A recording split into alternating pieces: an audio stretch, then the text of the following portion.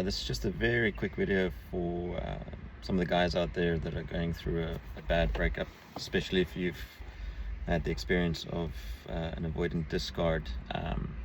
Firstly, sorry that it's happened. It's brutal, and it takes a hell of a lot of courage to pick yourself back up. I went through something similar, and I kind of at the other end of it now, so I thought I wanted to share some tips to save you the time and the energy and the frustration of having to find these resources yourself. Just a caveat, I'm not a psychologist. I did study psychology.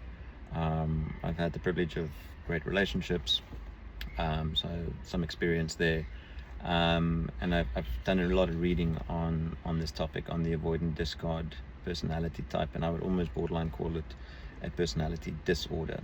They're very hard to figure out, they're very hard to spot, they're very good at camouflaging that part of their personality, but you will experience it when it gets revealed, because it's the classic rug pull where you wake up one morning and it's like, oh, it's over. And whether that was a 2-week relationship, a 2-month, a 2-year, or a 20-year, I've heard some crazy stories where people after 20 years just have, the rug pulled from them.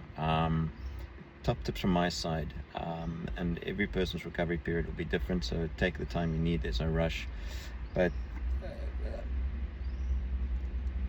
try not to think about getting the person back into your life. I think that's the big one, that fantasy of they're going to return and they're going to say, I was wrong, it's my fault, I forgive you, I forgive me, like whoever needs to be forgiven for whatever.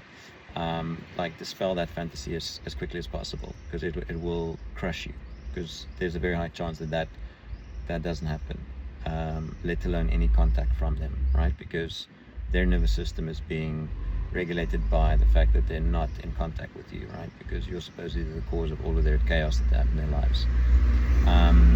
So that's the first fantasy you need to let go of. Step number 2 is to look at all the collateral that there is of them. Photos they took of you, photos you took of them, photos of you together, videos,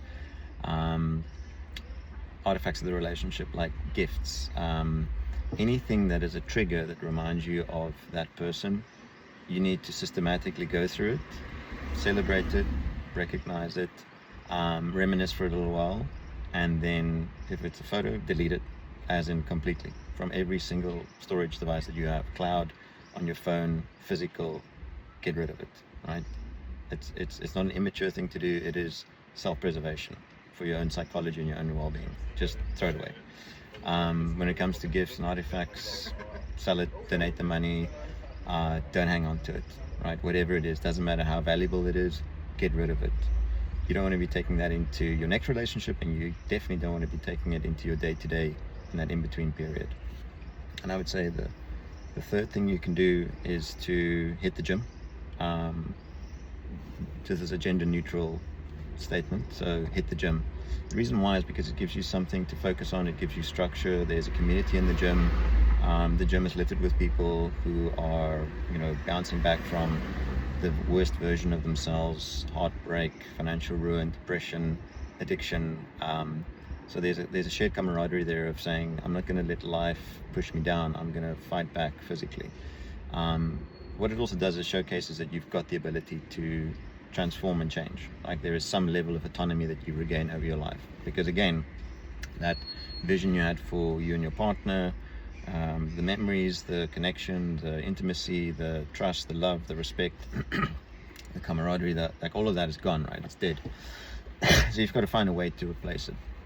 And the gym is consistent. It's 100 kilograms is 100 kilograms. It doesn't change its mind. It's always there. You just need to rock up, and how well you do or how poorly you do is up to you. I think the fourth thing that I would say is to start journaling. I'm dyslexic, so for me it's a bit of a challenge, but write down your thoughts. It's incredible to look back on them in years to come and reflect on how completely fucked your psychology was, how overwhelming some of these thoughts were, how they controlled your thinking, and also the toxicity that person brought into your life without you realizing it at the time. And it's also a way for you to gain accountability of your own thoughts and actions in that relationship, right? So it's a purging process, and it gives space emotionally for you to potentially then have the space for someone else, right? But above all, this is about you. This is about your thinking, your way of approaching relationships, where you went right, where you went wrong, what you could have learned in retrospect. It's just a beautiful thing to go through, right? And it's a painful process.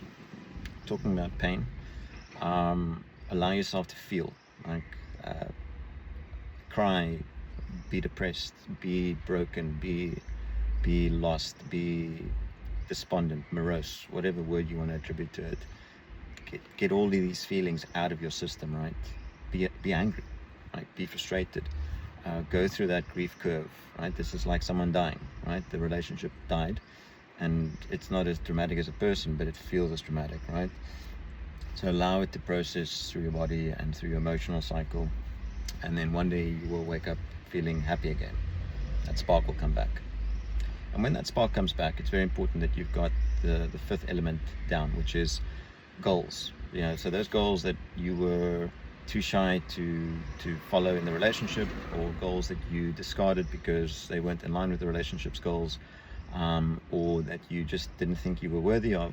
I mean, those are the goals that you want to fucking chase now, however crazy they are. It doesn't matter. In fact, they should be massive goals. They should be goals that cause you to be anxious about how you're going to achieve them, right? So the bigger the better. You want to do 7 marathons in 7 days, cool, go do that. You want to go climb Kilimanjaro, or you want to go and kayak across the Atlantic, or you want to get involved in a charity and work in the middle of Africa for 6 months, whatever it is, just write it down and start taking steps that day towards achieving it, right? Because that'll give you a sense of purpose, direction, and ownership over your life. And above all, a cool story to tell one day, right? Of how you bounce back because of your efforts, right? And it's important to remember that, when you were in a relationship, it was always ideally the sharing of resources, the sharing of the workload, the sharing of the pressures of life, checking in with that person, helping them, supporting them, and them doing the same for you. They're gone now, so you've got to do that for yourself now. You've got to rebuild that relationship with you, and be very at peace with the fact that you don't need anyone else. You have all the resources inside you to achieve all of the goals you need in life. People should be an additional bonus, not a key requirement. If that's the position you were in, then this avoidant discard was actually a blessing for you to realize that you are more than enough. You don't need someone else to make you feel validated. You just need to carry on with your life and start attracting people. Don't go chasing butterflies. Build your garden and the butterflies will come. Cool.